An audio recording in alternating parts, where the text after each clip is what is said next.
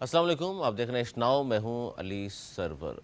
बहुत अहम केस की आज समाअत हुई है और तोशाखाना केस के ट्रायल कोर्ट और सुप्रीम कोर्ट के दरमियान इस्लामाबाद हाई कोर्ट सैंडविच बन चुका। ये कहना है चीफ जस्टिस आमिर फ़ारूक का, जो इस्लामाबाद हाई कोर्ट के चीफ जस्टिस हैं, जिस पर आदम एतमाद का इजहार किया था पीटीआई और इमरान खान ने। उनके हवाले से हम बात कर रहे हैं। आज भी केस का कोई फ़ैसला सामने तो नहीं आया, लेकिन रिमार्क्स सामने आए हैं जिसमें आमिर फ़ारूक ने ये कहा कि हम दरमियान में सैंडविच बन चुके हैं। जिस तरह, क्योंकि आज भी लतीफ़ खोसा साहब ने दलाइल दिए और आज कहा उन्होंने, जस्टिस आमिर फ़ारूक साहब ने, कि ट्रायल कोर्ट और सुप्रीम कोर्ट के दरमियान इस्लामाबाद हाई कोर्ट सैंडविच बन चुका है। और सुप्रीम कोर्ट की जानिब से ये कहा गया कि जब फ़ैसला आ जाएगा इस्लामाबाद हाई कोर्ट का तो उसके बाद इस केस को हम सुनेंगे। गो के गुज़िश्ता रोज़ उन्होंने कहा था चीफ जस्टिस उमर अता बंदयाल ने कि बादुल नज़र में ये फ़ैसला दुरुस्त नहीं है। अब ये फ़ैसला दुरुस्त नहीं है तो ज़ाहिर है फिर बहुत सारे लोगों ने कहा, ख़ास तौर पर नून लीग की जानिब से शदीद तनकीद की गई चीफ जस्टिस पाकिस्तान उमर अता बंदयाल पर, और कहा गया कि जनाब ये देख लीजिए, ये पार्टी बन चुके हैं। और मरीम बीवी ने भी इस पर बहुत कुछ कहा और उनको भी यही कहा कि इंसाफ कैसे हो सकता है। तो फिर उन्होंने अपने वालिद की मिसाल दी कि उनके ख़िलाफ़ भी फ़ैसला जो आया वो भी हक़ाइक़ पर मबनी नहीं था, इंसाफ नहीं था, बल्कि उनको सज़ा दी गई। और अब वो इमरान खान के हवाले से अगर कोई रिमार्क्स सामने आते हैं तो वो सख्त तनकीद की जाती है उस जज पर जिन्होंने ये रिमार्क्स दिए हैं।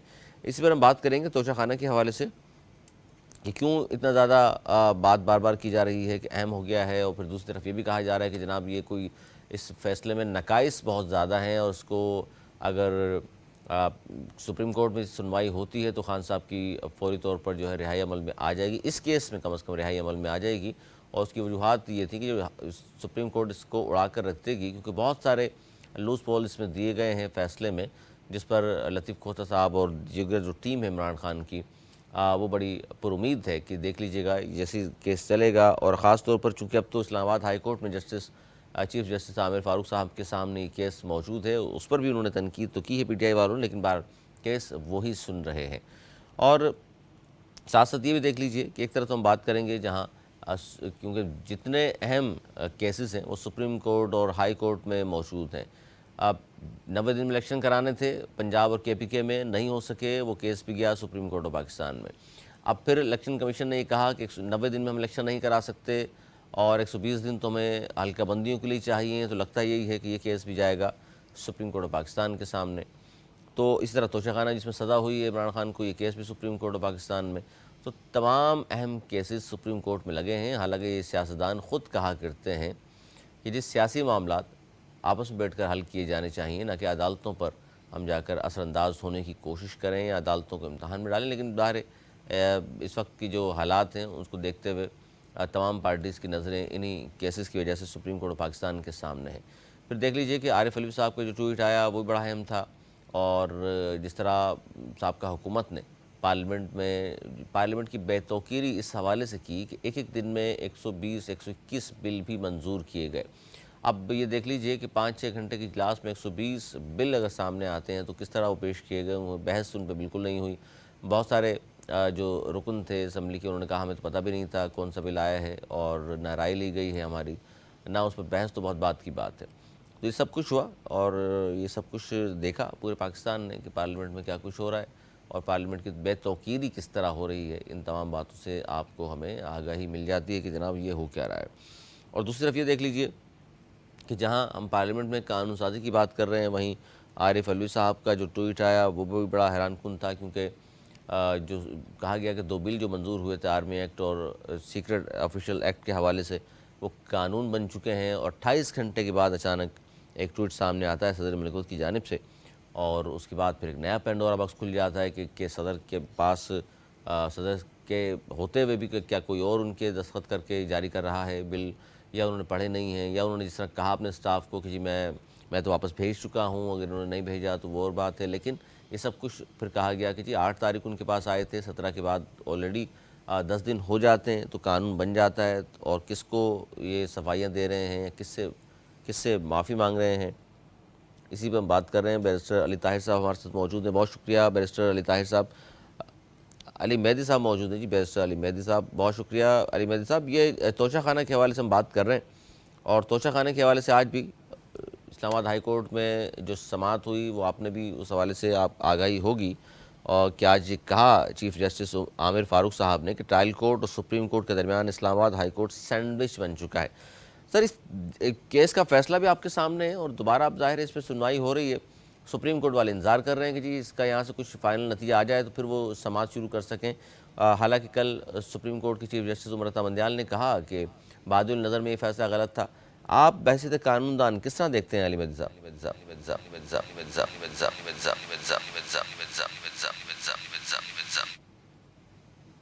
मुझे टू बी ऑनेस्ट इतना जबरदस्त ये ऐसा कॉन्स्टिट्यूशनल क्राइसिस है जिसमें देख के ये जरूर मजा आ रहा है कि आवाज़ नहीं आ रही मुझे अली मेहदी साहब आपकी बिल्कुल भी नहीं है जनाब। वो कम से कम अपनी पावर्स को और अच्छी तरीके से लीगल को जो होना है। अली मेहदी साहब आपकी आवाज़ बिल्कुल मैं सुन नहीं पा रहा आपको। और अब आवाज़ आ बात रही कर है रहे हैं जी बैरिस्टर अली मेहदी साहब से कि क्या हुआ है तोशाखाना केस के हवाले से, और साथ साथ हम बात जहाँ मईशत करेंगे लेकिन सदर मुमलिकत के हवाले से बात कर रहा था आपसे कि सदर मुमलिकत की जानिब से इंतखाबात की तारीख दिए जाने का अब इम्कान ज़ाहिर किया जा रहा है। और ये कहा जा रहा है जी सदर को इंतखाबात की तारीख देने का अख्तियार नहीं है। ये क्योंकि जवाबी ख़त लिखा है चीफ इलेक्शन कमिश्नर का, और क्योंकि उन्होंने कहा था मुलाकात कीजिए, मुलाकात के लिए उन्होंने मना कर दिया। चीफ इलेक्शन कमिश्नर का सदर मुमलिकत से मुलाकात न करने का फ़ैसला, यानी कि चीफ इलेक्शन कमिश्नर, अभी अजीब माहौल इस वक्त है कि सदर मिलना चाहते हैं, चीफ इलेक्शन कमिश्नर मिलना नहीं चाहते। किसी को चीफ जस्टिस ऑफ पाकिस्तान के ऊपर एतराज़ है कि जी वो पार्टी बन गए हैं, कोई किस इस्लामाबाद हाई कोर्ट के चीफ जस्टिस के बारे में इस तरह के रिमार्क्स देते हैं, सिंध हाई कोर्ट पर, कभी लाहौर हाई कोर्ट के हवाले से मुख्तलिफ सियासी जमातें लगता है कि जनाब सुप्रीम कोर्ट ऑफ पाकिस्तान में जो जजेस बैठे हैं उनको भी पार्टी बनाने की कोशिश कर रहे हैं, उनको मुतनाज़ा बनाने की कोशिश मुसलसल हो रही है। और अली मेहदी साहब की आवाज़ मुझ तक नहीं पहुंच पा रही, तो कोशिश करेंगे दोबारा उन्हें लें हम अली मेहदी साहब को और उनसे बात करें कि आइनी हवाले से, कानूनी हवाले से इस पर क्या उनका मौक़िफ़ हो सकता है। लेकिन मुल्क की मौजूदा सियासी सूरत हाल पर अगर मैं बात करूँ आपसे, ख़ास तौर पर ये देख लीजिए कि इस वक्त कहा जा रहा था शायद टेम्परेचर, सियासी दर्जा हरारत जो है वो कम होगा, लेकिन ये बढ़ता नज़र आ रहा है। जो निगरान हुकूमत का क़याम अमल में आया है उस पर भी बहुत सारे लोगों को एतराज़ात मौजूद हैं, और कुछ लोग कह रहे हैं कि जनाब ये देख लीजिए कि इस वक्त के जो हालात हैं निगरान हुकूमत के हवाले से, ख़ास तौर पर कि जो होने चाहिए थे वो नहीं हुआ, वो कुछ और चाह रहे हैं लेकिन होना तो कुछ और चाहिए था। जिस तरह मैंने कहा कि ऐवान सदर ने इलेक्शन कमीशन के जवाबी ख़त पर वजारत कानून की अब राय तलब कर ली है, क्योंकि जवाबी जो ख़त लिखा है इलेक्शन कमिश्नर ने, उसके बाद ये ऐवान सदर ने इलेक्शन कमीशन के जवाबी ख़त पर अब वजारत जो कानून है उसकी राय तलब की है कि जनाब ये मना कर सकते हैं, नहीं कर सकते, या मशावरत हो सकती है नहीं हो सकती। क्योंकि जब नई कानून साज़ी हुई थी गुज़िश्ता पार्लियामेंट में, उसमें ज़ाहिर इख्तियारात दिए गए थे उनको, और जिसके बाद अब उन्होंने ये मना किया है। हालांकि सदर मुमलिकत की बहुत अहम शख्सियत हैं, उनसे मुलाकात होती है और कुछ ना कुछ ज़ाहिर राह निकलती है, लेकिन वो देख रहे हैं हम कि उस पर भी बात इस वक्त तक नहीं हो रही है। इस्लामाबाद हाई कोर्ट में मैंने आगाज़ किया, जिस प्रोग्राम के आगाज़ में बताया। बैरिस्टर मेहदी साहब आवाज़ आ रही है आपको? जी सर, मुझे तो आ रही है, आपको आ रही? जी, अब आपको आपकी आवाज़ पहुँची है मुझ तक। अच्छा सर, ये मैं बात कर रहा था कि आज इस्लामाबाद हाई कोर्ट ने कहा कि ये मुख्तसर सज़ा है जो बग़ैर नोटिस के भी मुअत्तल हो जाती है। सर इसका मतलब क्या है? क्योंकि तोशाखाना केस बड़ी अहमियत इख्तियार कर गया जब से खान साहब को सज़ा मिली, और उसके बाद कहा जा रहा है जी सुप्रीम कोर्ट तक अगर केस ये पहुँचेगा तो उड़ा के रख देगी सुप्रीम कोर्ट। लेकिन बहरहाल इस वक्त इस्लामाबाद हाई कोर्ट में उनकी सज़ा की जो मुअत्तली की दरख्वास्त पर समाअत हो रही है और कल तक के लिए मुलतवी हुई है। जो chief justice Islamabad high court के रिमार्क्स आए हैं ना कि ये मुख्तसर सज़ा है जो बगैर नोटिस के मुअत्तल हो जाती है, सर कानूनी हवाले से बताइए कि क्या मतलब क्या है इसका? देखिए, जब आप अपील दायर करते हैं तो अपील दायर करने के साथ आप सस्पेंशन ऑफ सेंटेंस की एप्लीकेशन दायर करते हैं। तो जब सस्पेंशन ऑफ सेंटेंस होता है तो जब भी कोई ऐसी चीज नजर आ जाए, जैसे सुप्रीम कोर्ट का व्यू अब क्लियर हो गया है कि यहाँ पे प्रोसीजरल फेयरनेस नहीं हुई आर्टिकल 10A के तहत, कॉन्स्टिट्यूशन का आर्टिकल है, अगर कोई इस तरीके की लकूना सुप्रीम कोर्ट ने जैसे हाईलाइट कर दी है और अब तक व्यू क्लियर हो गया, तो उसमें उस सिचुएशन में जो जज साहबान होता है उसकी ये ताकत होती है कि किसी भी केस में अगर उसे लगे कोई प्रेमा फिशाई अच्छा केस बन गया है, ऑन फेस ऑफ इट एक सही आर्ग्यूबल केस है, तो वो सजा सस्पेंड करने की ताकत रखता है। इसका ये मतलब है जी। अच्छा, और इसमें जी, और दूसरा आप अभी आरिफ अलवी साहब का भी जो जिक्र कर रहे थे, ये सुप्रीम कोर्ट ने ही रिसेंटली एक जजमेंट की है Ghulam Mohiuddin versus federation of Pakistan case में, जिसमें उन्होंने कहा है कि सिंपल मेजॉरिटी ऑफ पार्लियामेंट से कॉन्स्टिट्यूशनल जो अमेंडमेंट्स हैं वो नहीं की जा सकती। तो ये सारा इलेक्शन प्रोसेस, सुप्रीम कोर्ट की पावर्स इन मेकिंग रूल्स, ये सारा कॉन्स्टिट्यूशनल अमेंडमेंट्स के दायरे में आता है और 2/3 मेजोरिटी की जरूरत होती है। अब ये क्यों हुआ है और पहले क्यों नहीं हुआ, ये एक सवाल है।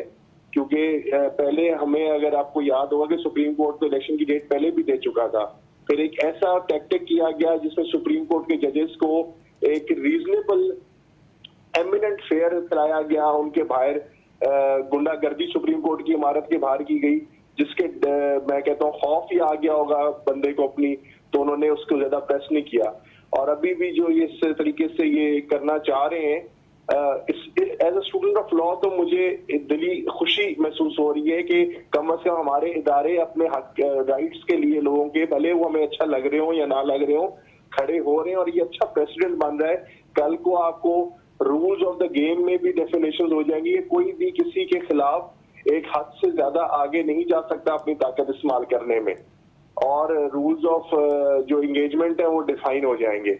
और सुप्रीम कोर्ट जो ये रोल अदा कर रहे हैं, और इसमें मैं एक जो मेरा एक्सपीरियंस है कानून का, मैं ये भी प्रेडिक्ट करना चाहूंगा आपके प्रोग्राम के जरिए से कि जो लोग समझ रहे हैं कि काजी ईसा साहब के साहबजादे आके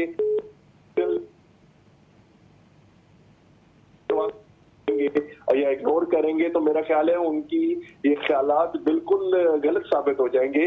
क्योंकि जस्टिस फाइज काजी ईसा से ज्यादा अपराइट जज तो मेरा ख्याल है शायद ही कहते हैं तारीख में आपके पास कोई आएंगे। जो आने वाले चीफ जस्टिस हैं उन्होंने भी कॉन्स्टिट्यूशनल को अपहोल्ड ही रखना है, और मेरा नहीं ख्याल कोई जातियात में जो पॉलिटिकली सारा मैन्यूवर किया जा रहा है और इतने बड़े इदारे को हमारे बदनाम करके ये पीछे जो गवर्नमेंट गुजरी है उनके इंटीरियर मिनिस्टर ने जो हरकतें की हैं और लोगों को अजियत पहुंचाई है। अरे उसमें तो देखिए कल भी किया गया है, उसमें तो देखिए कल भी रिमार्क्स आए थे उमर अता बंदियाल साहब के, तो फौरी तौर पर फिर नवाज शरीफ साहब ने, मरियम बीबी ने जिस तरह के कमेंट्स किए उनके ऊपर, ये इनकी है सर। आप 90s की अगर दिहाई याद करें, ये सारा कुछ ये बिहाइंड बिलो द बेल्ट जाना, इस तरीके के सारे होचे हथकंडे करना, ये इनकी पॉलिटिक्स है, PMLN की। ये इस तरीके से टारगेट किया जाता है और ये हमेशा इदारों को बदनाम करते हैं, लोगों के दिलों में नफरत गिरते हैं। हालांकि पाकिस्तानियों को पता है कि हमारे इदारे का तो कोई लेना देना नहीं है पॉलिटिक्स से। उस तरीके से उन्होंने तो रिएक्ट किया, एक जेन्युइन रिएक्ट किया जब उनके खिलाफ इतना बड़ा एक हादसा करवाया गया और उनकी इंटेग्रिटी को चैलेंज किया गया, आपके मुल्क की इंटेग्रिटी चैलेंज की गई और उसमें बैरून मुल्क की ताकतें थी। तो इस तरीके से ये सारा गेम प्लान करना, इंटीरियर मिनिस्टर होना और फिर अच्छा इस पे उससे कराना।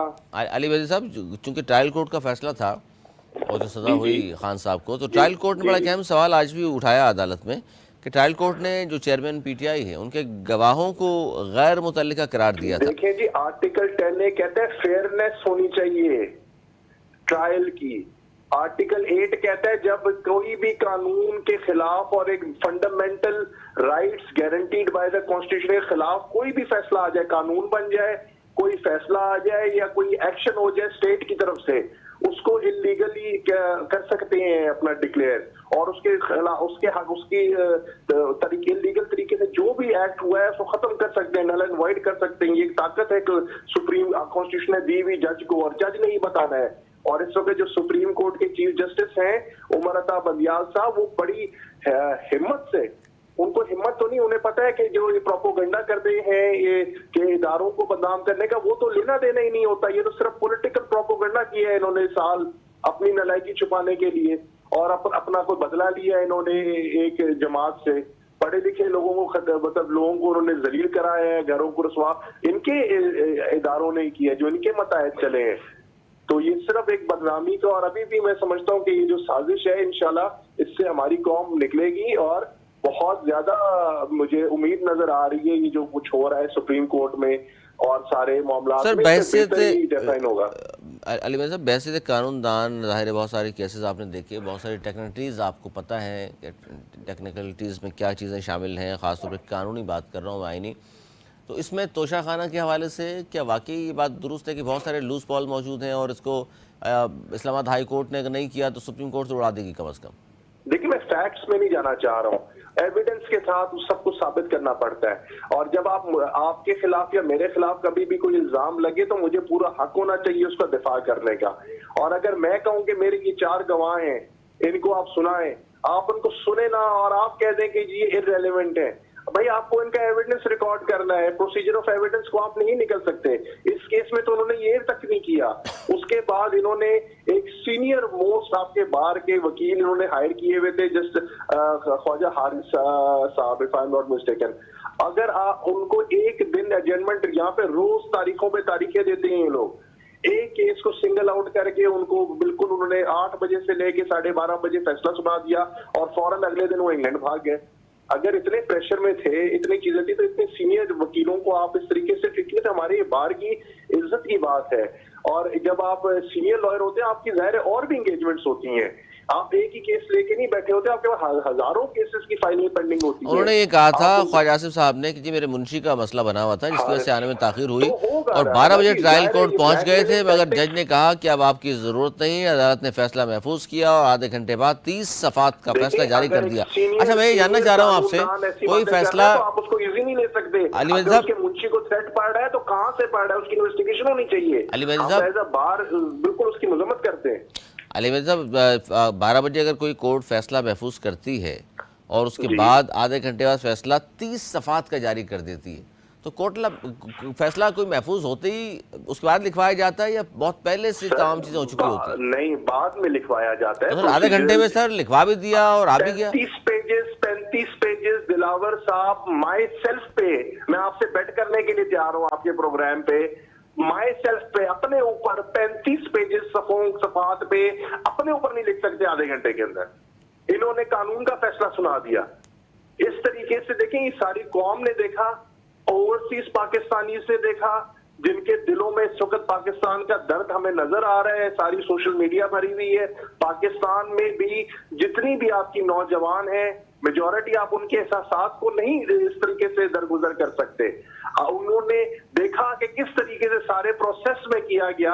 अगर उनकी बात सच है, झूठ है, वो सच्चे और झूठे, ये फैसले इत्मीनान से होते हैं, ये फैसले जल्दबाजी में नहीं होते। या तो आपके पाकिस्तान का सिस्टम इतना एफिशिएंट होता कि हम लोग रोज फैसले सुना रहे होते और जल्द अज जल्द इंग्लैंड और बाकी जो फर्स्ट वर्ल्ड डेवलप्ड कंट्रीज हैं उनकी तरह फैसले दिनों में कर रहे होते। हमारे यहाँ सालों के साल केस लटकते हैं। अच्छा सर, अब मैं 2-3 चीज़ें आपसे पूछना चाह रहा हूँ क्योंकि जो आज इलेक्शन कमीशन के वकील ने भी पूछी, हम चाहते हैं कि आप भी ज़ाहिर लॉयर हैं, आपको भी इल्म होगा और चाहता हूँ आपकी भी उस पर राय आ जाए।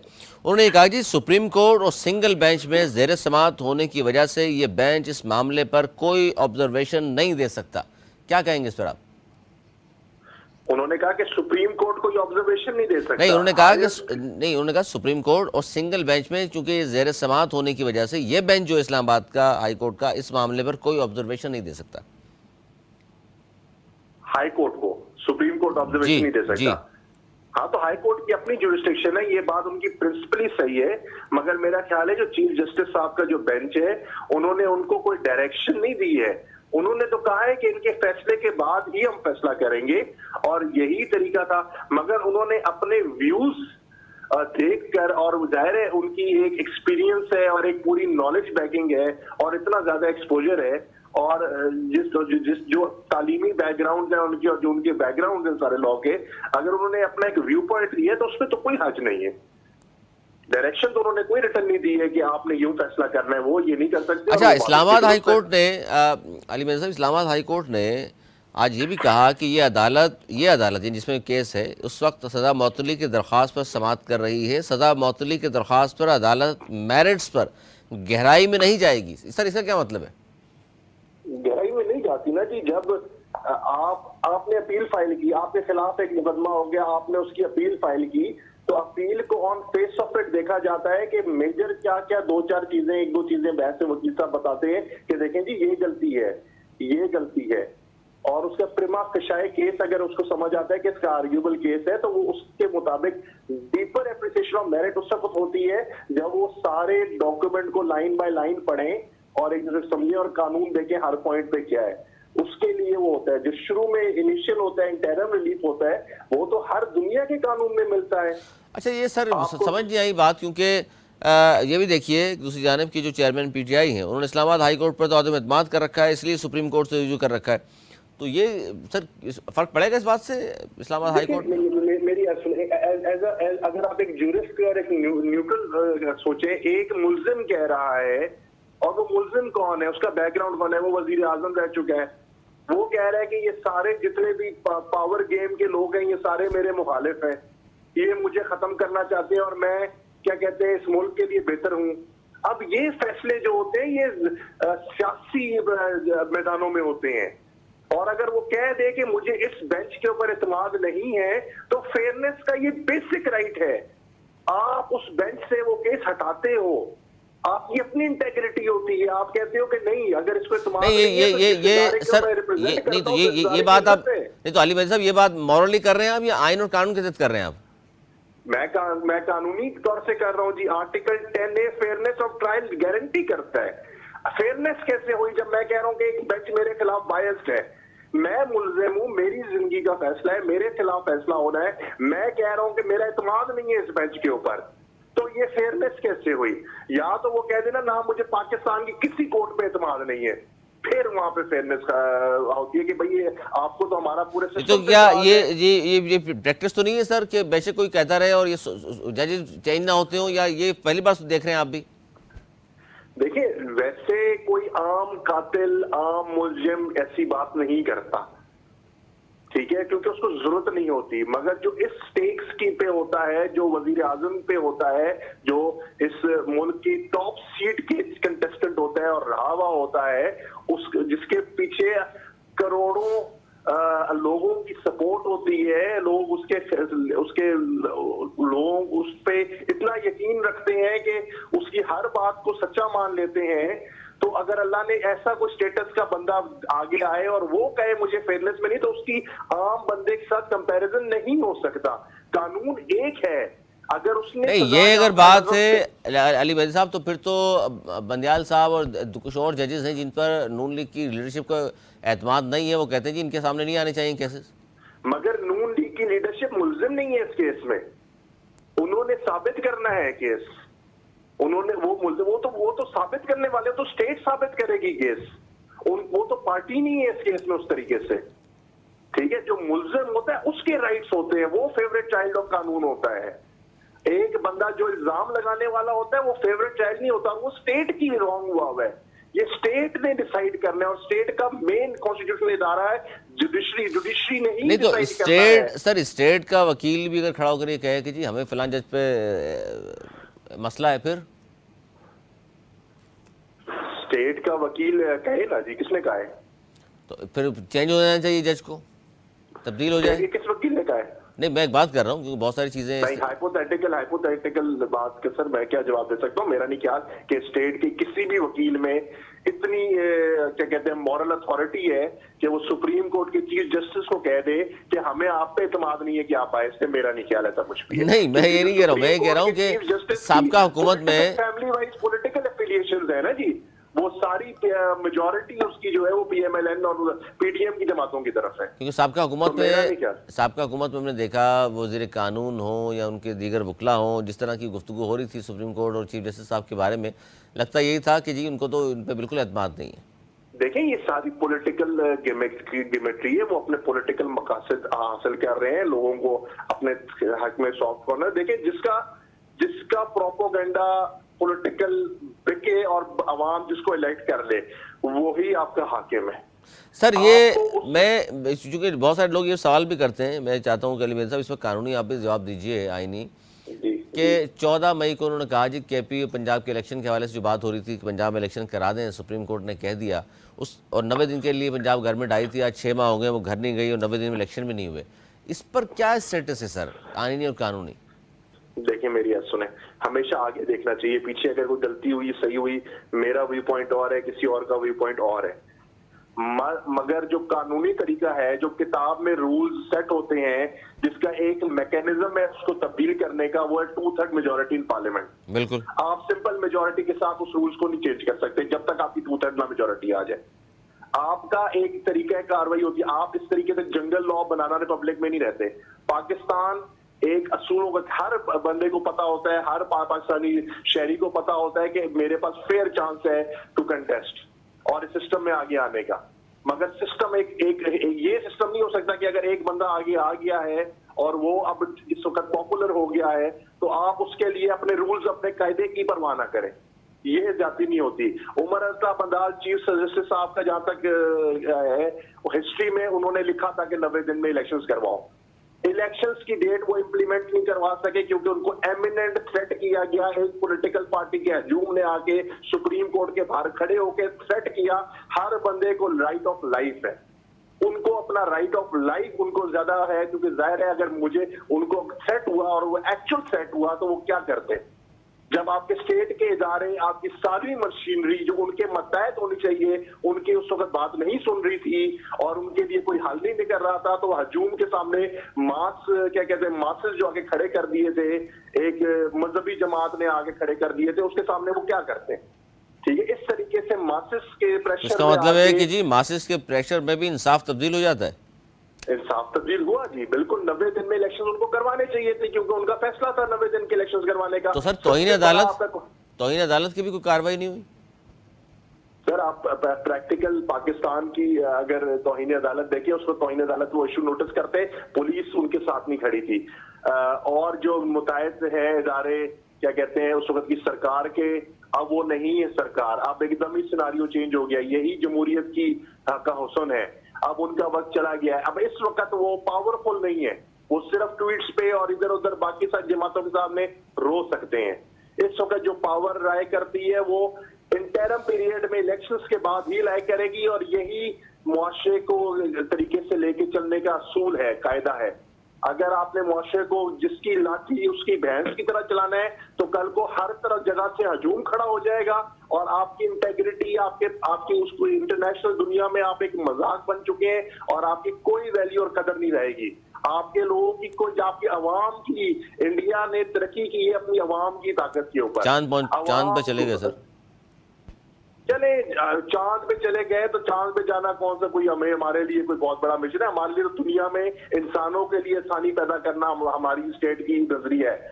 पाकिस्तान बना ही इस्लामिक मुमलिकत और इस्लामी रियासत बनी थी जिसने दुनिया के मसाइल पूरे करने थे। हम पहले दुनिया के मसाइल, लोगों की भूख, मुसलमान हर जगह इस वक्त मतलब अजियत का शिकार है, परेशानी का शिकार है, दुनिया में और लोग भी, उनकी भूख और ये सारे मसले। पाकिस्तान के पास एग्रीकल्चर रिसोर्स है बहुत बड़ी, पाकिस्तान के पास हर किस्म की रिसोर्सेज है। हमारे तो ये मिशन नहीं है चांद में जाने के और सूरज में जाने के, फिलहाल हमें तो वो चीजें करनी है जनाब। सर जो मिशन है वो भी कंप्लीट नहीं हो रही, चांद पे तो दूर की बात है। बहुत शुक्रिया। हमारे इंशाल्लाह सारा कुछ होगा। अली मिर्ज़ा साहब, लेकिन जो आपने गुफ्तगू खासतौर पर जो मैंने एक सवाल पूछा आपसे पंजाब और इलेक्शन के हवाले से, जो आपने सर गुफ्तगू की है, ये तो जाहिर है गुफ्तगू वो है कि जो आपने हकाइक सामने रख दी खोल कर, बहुत सारे लोगों तक तो ये हकाइक हैं, लेकिन ज़ाहिर मीडिया पर इस पर बात नहीं होती। लेकिन ये सर अलमिया कहूँगा मैं, जो आपने हकाइक बयान किए कि आप थ्रेट दें सुप्रीम कोर्ट के जजेस को, फिर जाहिर है वो भी इंसान है, इसी मुल्क में रहते हैं, तो फिर जाहिर है फैसलों में आपने खुद कहा कि असरअंदाज ये सारी चीज़ें होती हैं, ऐसा ही है सर?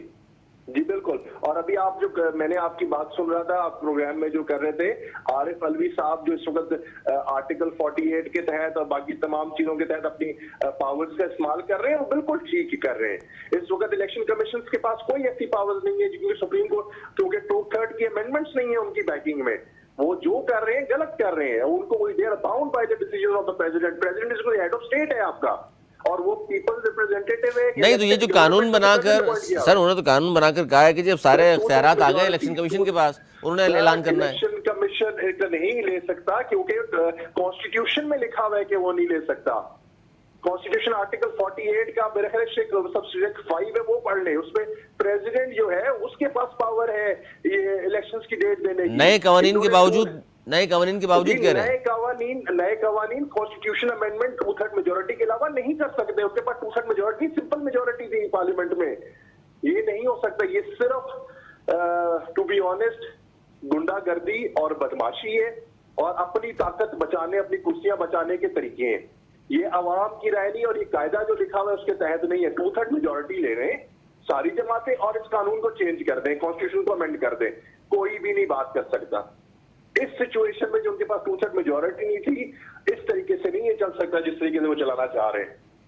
बहुत शुक्रिया बैरिस्टर अली मेहदी साहब, हमारे साथ बात कर रहे थे माहिर कानून, और बड़ी ज़बरदस्त और तफसीली गुफ्तगू की। और ख़ास तौर पर मैंने ये तमाम सवाल इसलिए भी अली मेहदी साहब के सामने रखे कि आम आदमी तक ये बात पहुँचे कि जनाब हो क्या रहा है अदालतों में जो केसेस इस तरह के आते हैं, तो फिर ये जो बड़े ताकतवर लोग हैं जिन्हें अशराफिया हम कहते हैं, ये किस तरह से फिर दबाव डालते हैं, असरअंदाज होते हैं। वो सेशन कोर्ट हो, वो हाई कोर्ट हो, हत्ता कि वो चाहे सुप्रीम कोर्ट हो, और सुप्रीम कोर्ट का चीफ जस्टिस क्यों ना हो, या अशराफिया अपने खिलाफ इसलिए फैसले नहीं आते इनके खिलाफ। और हम देखते हैं, और आप देखते हैं कि जनाब इनके खिलाफ सैकड़ों मुकदमात होते हैं करप्शन के, और उसके बाद हम देखते हैं 5-7 साल के बाद ये सब जनाब वो मुकदमात या तो वापस हो जाते हैं या इनमें बाइज़्ज़त तौर पर ये बरी हो जाते हैं। क्योंकि एक शख्स जो जिसके ऊपर मुकदमा है वो ख़ुद ही कल वज़ीर और मुशीर और वज़ीर आज़म तक की अगर सीट पर पहुँच जाता है, तो उसके ख़िलाफ़ किस तरह से रियासत उसका साथ देगी, और उसके साथ जो तहक़ीक़ात करने वाले, तो किस तरह इंसाफ हो सकेगा। ये गुफ्तगू आपने कानून के हवाले से सुन ली। अब थोड़ा मईशत की भी बात कर लेते हैं, और माशी हवाले से इस वक्त जो सूरत हाल है इस पर हम बात करेंगे। माहिर मईशत नदीम मौलवी साहब मारूफनामा पाकिस्तान का हमारे साथ मौजूद हैं। बहुत शुक्रिया नदीम मौलवी साहब। क्या कहेंगे कि बड़ी उम्मीदें थी लोगों को कि अब खान साहब की गवर्नमेंट जाएगी 16 माह के लिए, जो 13 जमातों की हुकूमत आई, और उसके बाद भी हमने देखा कि मज़ीद महंगाई, गुर्बत, बेरोज़गारी में इजाफ़ा हुआ। और अब निगरान हुकूमत है, तो निगरान हुकूमत से तो वैसे भी ज़ाहिर है उनके पास मैंडेट तो इस तरह का नहीं है, मुंतखब नुमाइंदे नहीं होते, तो इंतखाबात के लिए आए हैं और चले जाएंगे। तो क्या ये जो निगरान हुकूमत आई है इनके पास आपको लगता है कुछ तरह की चीज़ें हैं, इख्तियारात, या इस तरह के कोई विजनरी लोग मौजूद हैं जो काबीना का अनाउंसमेंट हुई है कि मईशत पर अच्छा असर पड़ेगा? देखिए, बात आप कर रहे हैं निगरान हुकूमत की, इससे पिछली हुकूमत के पास नहीं थी। उससे पिछली हुकूमत की अगर हम इमरान खान साहब की बात करें, उन्होंने साइन कर लिया था, IMF से बातचीत हो गई थी। तो जब आप एक दफा IMF के शिकंजे में आ जाते हैं, इमरान खान साहब के दौर में भी उनकी वही मुतालबात थे जो कि कुछ अरसे तक जो है शहबाज शरीफ और इसहाक डार ने रेजिस्ट किया। फिर लोगों ने कहा भाई क्यों रेजिस्ट कर रहे हैं, आपको आखिरकार उन्हीं के पास जाना है। फिर बड़ी तनकीद का निशाना बना और कहा कि जनाब ये नहीं, इनको पहले ही मान लेना चाहिए था। और आप देखें जितनी आपने उनकी शराइत मानते गए, आप क्या हो गए, इस वक्त दलदल में फंस गए। उसकी वजह क्या है, शराइत क्या थी उनकी? देखें जी, 3 शराइत थी। 3 शराइत की वजह से आपकी इकोनॉमी चोक हो गई। पहली शराइत थी कि जनाब आपका जो है ना बिजली की कीमतों में इजाफा होगा जनाब। फिर दूसरी शराइत ये थी कि जब पेट्रोलियम प्रोडक्ट्स के ऊपर आप टैक्सेस लगाएंगे। फिर इसके बाद तीसरी शराइत ये थी कि जनाब आप डॉलर को जो है ना खुली छूट दे देंगे, उसको जो है ना आप बिल्कुल फ्री फ्लोट एक्सचेंज कर देंगे, आपका मादर पिदर आजाद हो जाएगा। तो ये 3 चीजें जिस दुनिया के अंदर भी मईशत के अंदर आप काबू नहीं पा सकेंगे अगर आपके पास इन 3 चीजों का कंट्रोल नहीं होगा। अब आपका स्टेट बैंक के पास कोई कंट्रोल नहीं है कि डॉलर के जो इस वक्त जिस तरह से ऊपर नीचे हो रही है चीजें, आप देखें कि जो इंटर बैंक रेट्स है वो कहां पहुंच चुके हैं, और अब जब आप एक्सचेंज की रेट करते हैं वो कहां पहुंच चुके हैं। अगर हम बात करते हैं 10% का फर्क आ रहा है आजकल। जी जी। IMF तो ये कहती थी कि जनाब इंटर बैंक के चेंज में भी 1 से 2% से ज्यादा नहीं होना चाहिए, मगर अगर आज भी हम उनके कहने पे 1 से 2% पे जाएंगे तो ये मईशत जो है किस तरह से संभलेगी। हमारा यही, जब भी हम कहते थे कि जी मईशत बेहतर हो जाएगी, हमें ऐसा लगता था कि हम इन 3 शरायतों की जो जंजीरें ये तोड़ेंगे, और ये बहुत कोशिश की साग डार साहब ने तोड़ने की। और जब वो तोड़ने की कोशिश करते थे स्टॉक मार्केट ऊपर थी, और हमें ऐसा लगता था कि अब मईशत काबू में आ जाएगी। अच्छा, इसके अलावा मुख्तलिफ खबरें जो चलती रही कि जी मईशत डूब रहा है, मईशत डूब रहा है, जिसकी वजह से लोगों ने क्या किया कि डॉलर होल्डिंग करना शुरू कर नहीं तो दिया। ये सर, ये आज खबरें जो लोगों के चलती थी फिक्स डिफॉल्ट के हवाले से या मईशत डूबने के हवाले से, आप ये कहना चाह रहे हैं कि इस तरह का कोई खतरा था ही नहीं? नहीं जनाब, देखिए खतरा था ही नहीं, क्योंकि उसकी वजह ये थी हमारे पास अपने इतने रिसोर्सेज हैं। हमारी चीज देखिए, जब भी कभी खतरा आता है सबसे पहली जो निशानदेही होती है वो ये होती है कि आप अपने असासे बेचने लगते हैं। आपका कौन सा सर पीआईए का बिक गया एयरपोर्ट आपका। गिरवी रख रहे हैं, जी, कभी कौन सी सड़क गिरवी रख रहे हैं, सर ये सारी चीज़ें तो सुनने में आपने भी आपके इल्म में भी होंगी। देखिए, गिरवी रखना और बेचने में फर्क है। गिरवी तो आपने गेटविक एयरपोर्ट भी रखा है, जो कि एक सल्तनत है बरतानिया की। गेटविक एयरपोर्ट अमेरिकन एयरलाइन के पास आज भी जो है ना, उसके पास गिरवी है। वहां सारी अमेरिकन जहाजें क्यों गेटविक में उतरती और हीथ्रो में नहीं उतरती? क्योंकि गेटविक जो है वो पूरा कंट्रोल्ड है बाय अमेरिकन एयरलाइंस। हम ये बात करते हैं, अक्सर ये कह देते हैं जी गिरवी रख दिया, बेच दिया, ये कर दिया। हमारे यहाँ अगर हम प्राइवेटाइजेशन पे जाते हैं तो लोग कहते हैं मुल्क बेच दिया। हमारे यहाँ आज तक हम पाकिस्तान स्टील मिल को नहीं चला सके। हमारे यहाँ सियासत बहुत होती है और बगैर सोचे समझे जो है ना, लोग फौरी तौर पे स्टेटमेंट देके वो व्हाट्सएप ग्रुपों में चलने शुरू हो जाता है। आप देखिए, आज लोगों ने डॉलर लेके लॉकर्स में रखे हुए हैं। क्यों रखे थे? क्योंकि जब 250 का था तब से आवाज आ रही थी जी 350 तक पहुंच जाएंगे। तो ये आवाज कौन लगा रहा होता है?